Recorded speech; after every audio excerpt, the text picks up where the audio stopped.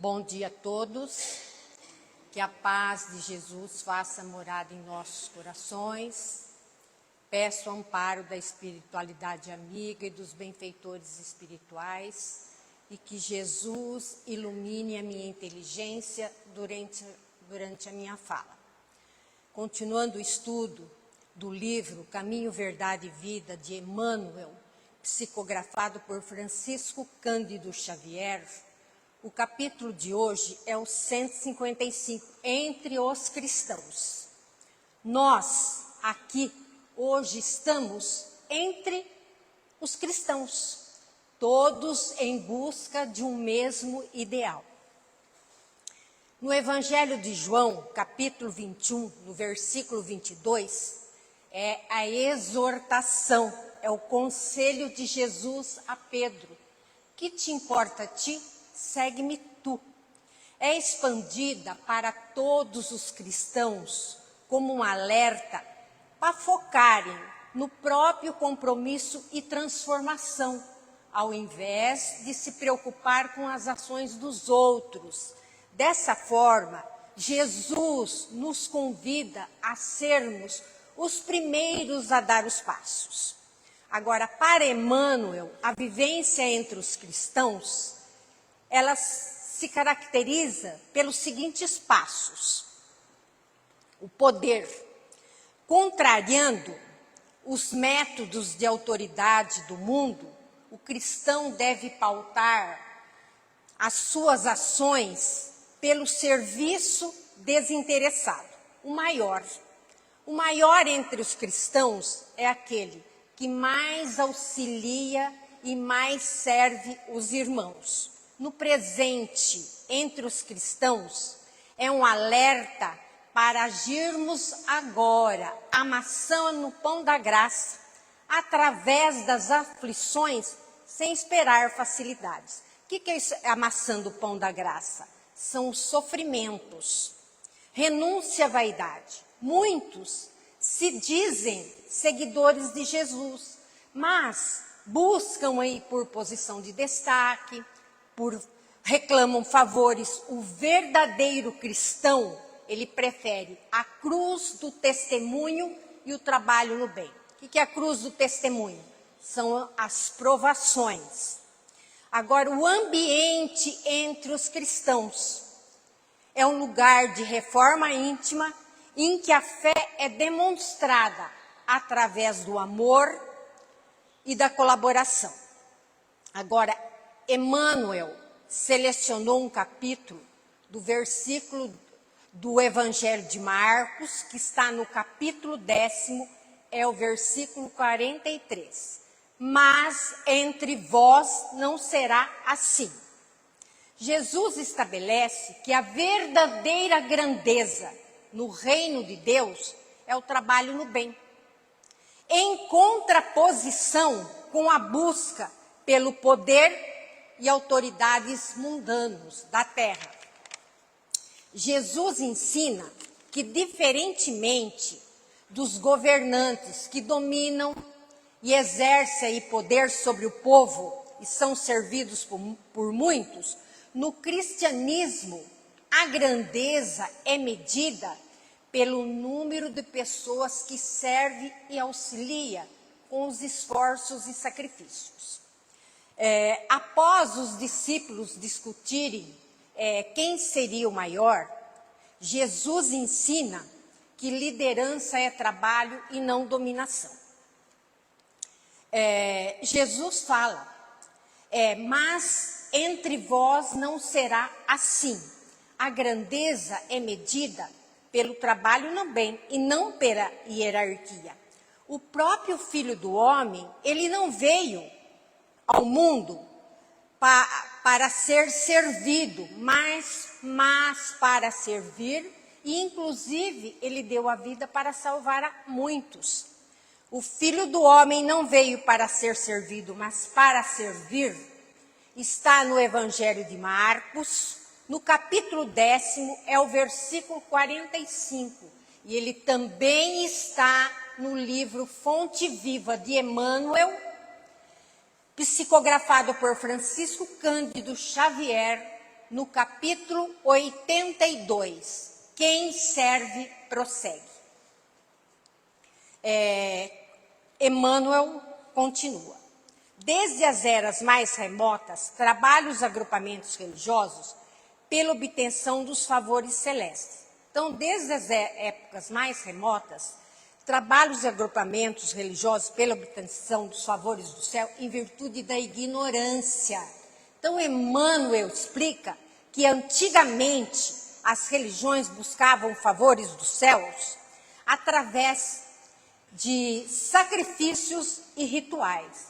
Sacrificavam animais para ofertar e também ofertavam ali diversos tipos de alimentos, lembrando-se da providência somente nos momentos de dificuldade.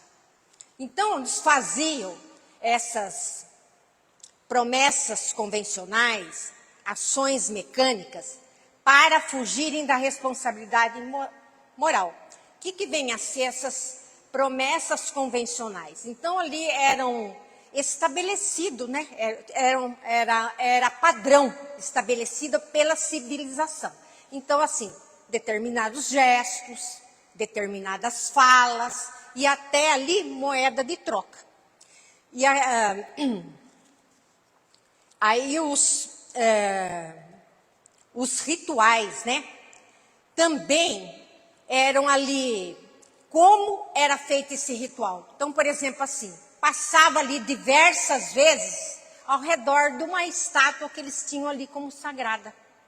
E também a posição que eles ficavam, por exemplo, das mãos para se conectar com o divino, a posição ali do corpo para se conectar com o divino e outras mais, apenas dei alguns exemplos aí. Então, a verdadeira fé, ela consiste no esforço constante pela autoiluminação e aí pelo trabalho no bem, focado ali na humildade, no amor.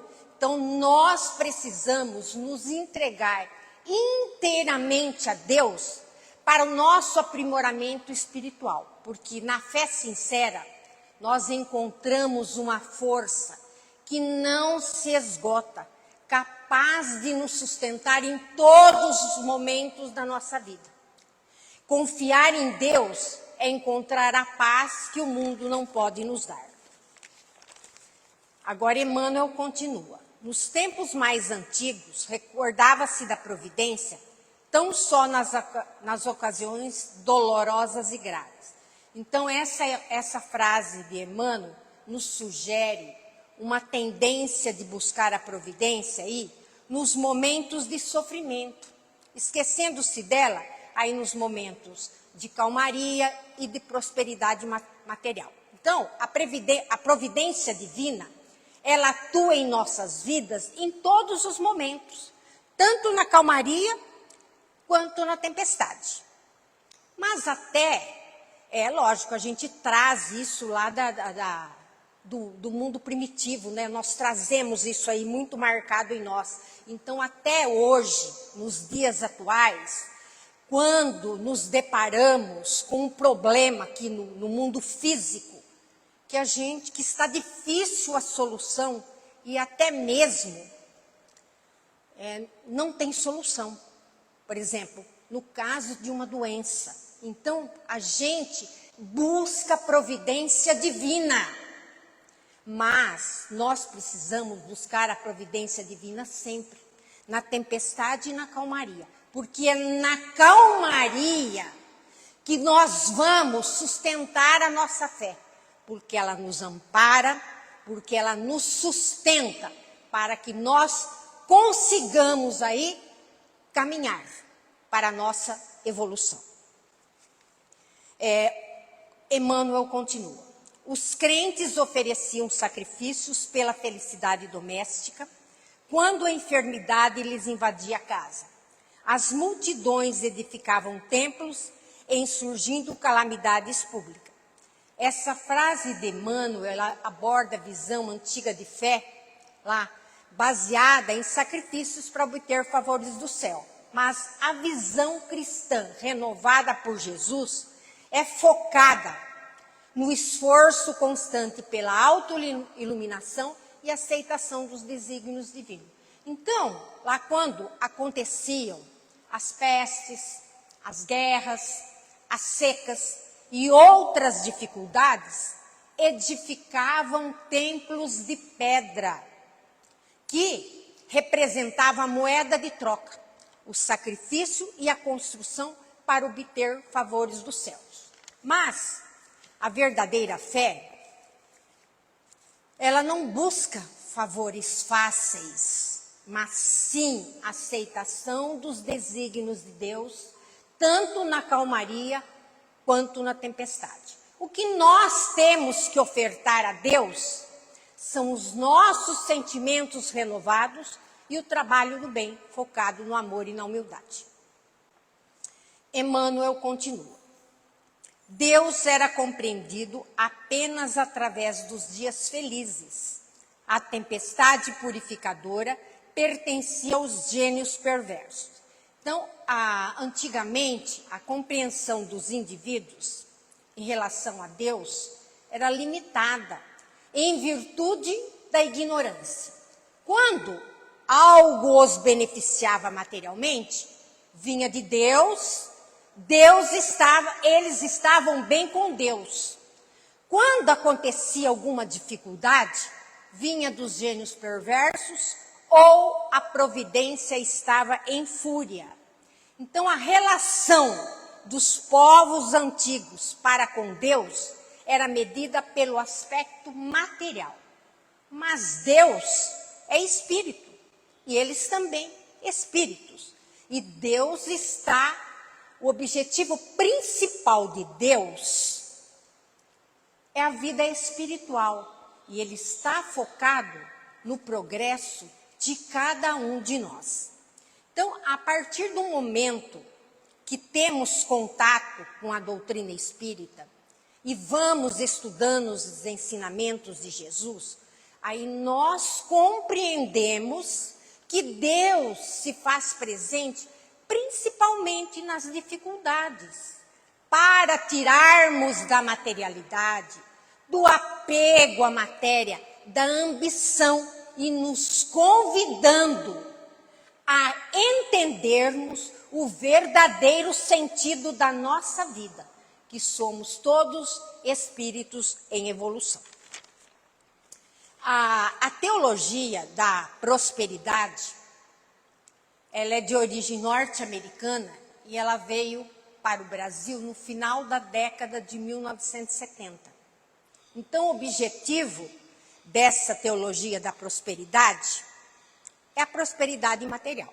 Se o indivíduo está prosperando materialmente, Deus está com ele. Então, quando nos deparamos com esse pensamento, imediatamente somos remetidos à antiguidade.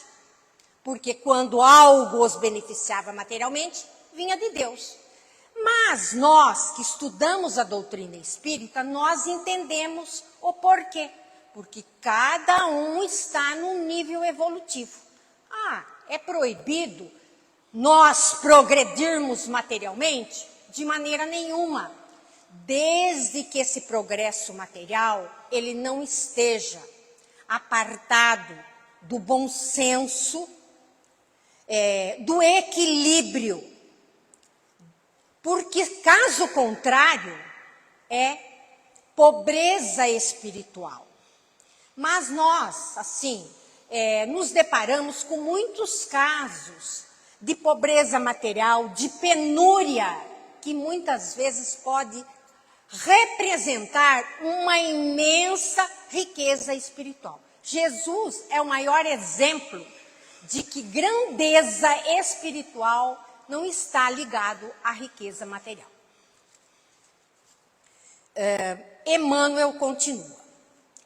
Tem até uma frase no Evangelho segundo o Espiritismo, lá no capítulo 25, que é buscai e acharei, que tem como título, não vos inquieteis pela posse do ouro, referindo-se ao desapego dos bens materiais. Emmanuel continua. Cristo, porém, inaugurou uma nova época.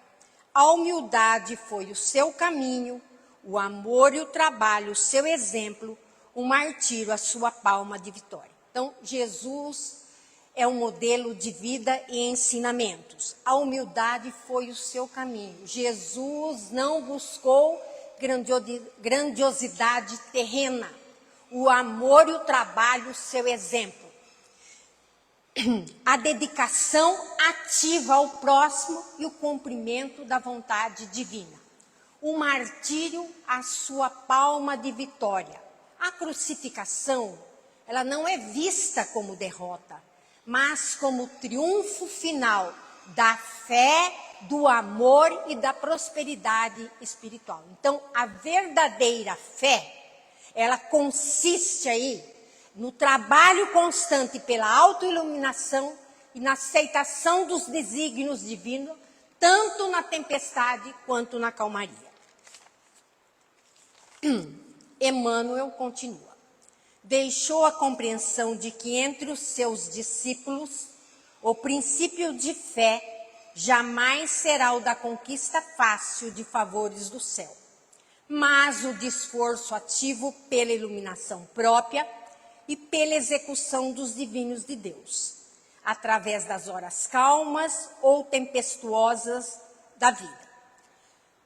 A visão transformadora do cristianismo, contrapondo-se à ideia de que a fé é apenas um mecanismo para obter favores do céu. Então, Deus, ele pode se expressar em nossas vidas, tanto na calmaria quanto na tempestade. Na calmaria, é o convite para entendermos o compromisso, a constância, a fidelidade, o foco e o equilíbrio. E na tempestade é o convite para entendermos e expressarmos a paciência, a resignação, a perseverança, a confiança e a esperança. Então, seja na calmaria, seja na tempestade, podemos encontrar Deus, isto é,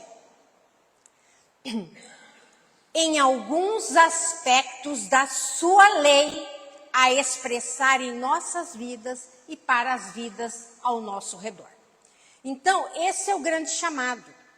Não é apenas ver Deus na calmaria, nos momentos de prosperidade material, mas também na tempestade, nas angústias, nos sofrimentos e fazer ressaltar Deus em ambas as circunstâncias. Na calmaria, quando está tudo calmo, a gente não pode se entregar aos excessos, ao afastamento da busca espiritual, ao orgulho, à vaidade, mas nós precisamos ali continuar, né, com o nosso equilíbrio,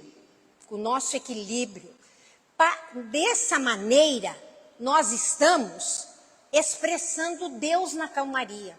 Está tudo calmo? Vamos continuar ali na calmaria. Porque se a gente se afastar da busca espiritual, se nós se entregarmos aos excessos, aí a gente vai esquecer Deus no momento de calmaria. Agora, na tempestade, a gente não pode se entregar à revolta, ao desespero, mas nós temos ali que manter o equilíbrio, a paciência e a esperança. Isso é expressar Deus na tempestade. Como dizia Paulo, o justo viverá pela fé. Emmanuel comenta, o justo é fiel em todas as circunstâncias, mantendo o foco e a esperança. Emmanuel continua. A maior lição do mestre dos mestres é de que, ao invés de formularmos votos e sacrifícios convencionais, promessas e ações mecânicas, como a escapar dos deveres que nos competem. Então, muitas vezes, trazemos uma vista do pretérito, uma lembrança que nos remete à mais antiga época em que formulávamos votos, promessas, ações mecânicas. Para isso tudo era atitude exterior, era para fugirmos da nossa responsabilidade moral, da nossa mudança moral efetivamente. Porque é muito mais fácil fazermos aí 1000 ofertas do que vencermos o nosso egoísmo, o nosso ressentimento ou qualquer outro tipo de dificuldade. Então, nós trazemos isso do pretérito muito marcado em nós. Mas essa não foi a lição do mestre. E ele veio modificar isso em nós. Emmanuel continua. Constitui-nos obrigação primária entregarmos-nos humilde aos sábios imperativos da providência, submetendo-nos à vontade justa e misericordiosa de Deus, para que sejamos aprimorados em suas mãos. Então, temos investido nos aspectos exteriores do culto. Esses aspectos exteriores do culto são essas promessas convencionais, as ações mecânicas, as ofertas, aos quais demos importância ao longo dos séculos. Mas na medida em que vamos ganhando consciência, nos entregamos aos desígnios divinos, tanto na tempestade quanto na calmaria, para que sejamos aprimorados em suas mãos e que por meio de nós a sua luz e a sua presença possa irradiar os valores espirituais que vamos construindo. Então, essa é a maior lição do mestre. Aí não é por meio de templos, de ofertas, de promessas convencionais, de vestimentas específicas que estaremos adorando-o. Isso pode ser um elemento a mais útil para este ou aquele coração. Mas a lição do mestre é nos entregarmos inteiramente aos desígnios de Deus, em qualquer circunstância, fazendo a sua vontade, para que Ele nos ampare o mundo e as vidas ao nosso redor. Jesus, Ele se entregou inteiramente a Deus e a sua vontade nos momentos mais calmos do seu apostolado e nos momentos mais ásperos. Jesus modificou o mundo. Essa é a lição do mestre dos mestres, nos convidando a sair dessa dinâmica do mundo que esperamos receber, em que agimos já planejando os interesses que vamos conseguir. Então, saindo dessa dinâmica de troca de favores, que às vezes impera no mundo, para entrarmos na dinâmica dos seus ensinamentos. Aí para a gente cada vez auxiliar mais, para a gente poder trabalhar nessa seara de Jesus, aí conseguindo outras vidas, para que essa seara de amor e de doação transforme o mundo. Essa é a perspectiva, é a lição para nós, que possamos aprender e não esquecermos destas palavras de Jesus. Mas entre vós não será assim. Entre nós a proposta é outra, está bem designada no Evangelho de Jesus. Então, a mensagem que fica para nós hoje é que a maior grandeza no reino de Deus é o trabalho no bem, aí focado no amor e na humildade. Então, que possamos aí servir e auxiliar o irmão e cada vez mais.